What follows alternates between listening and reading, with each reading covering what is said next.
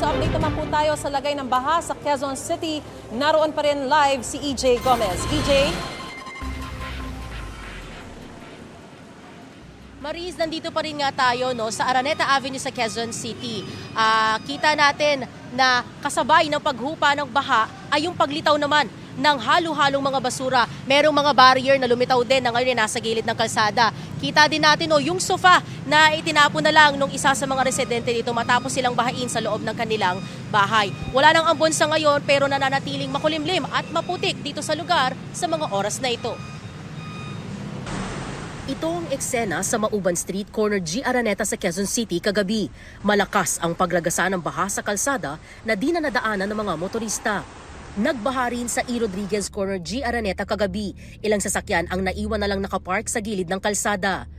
Sa bahaging ito ng Araneta Avenue sa Quezon City, kita ang tatlong truck na maalas sandwich ang eksena. Ayon sa mga tauhan ng MMDA, tumirik daw ang mga yon matapos nilang subukang suungin ang kalsadang ito. Umabot daw sa hanggang sa lagpas bewang ang tubig baha noong kasagsagan ng tuloy-tuloy at malakas na pag-uulan kagabi na nagpaapaw ng creek sa lugar.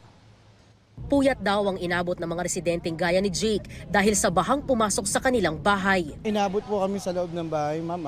Bali hanggang bewang po. Actually, perwisyo po siya kasi may pasok pa po ako. Hanggang ngayon po, hindi na po kami nakatulog. Nag-start po siya ng alas 3. Wala po kami matulugan kasi yung tulugan po namin inabot talaga eh.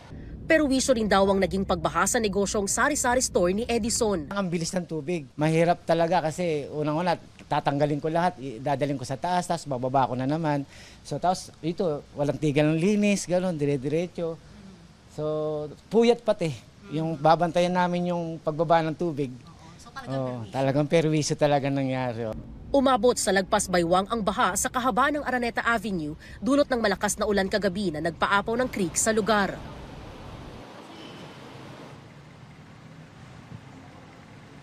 Maris, nakikita ninyo na dumating na itong mga tow truck na hihila at mag-aalis doon sa unang truck, yun doon na sa pinakagilid para mabawasan doon sa tatlo. Uunahin yon tapos isa-isa yan.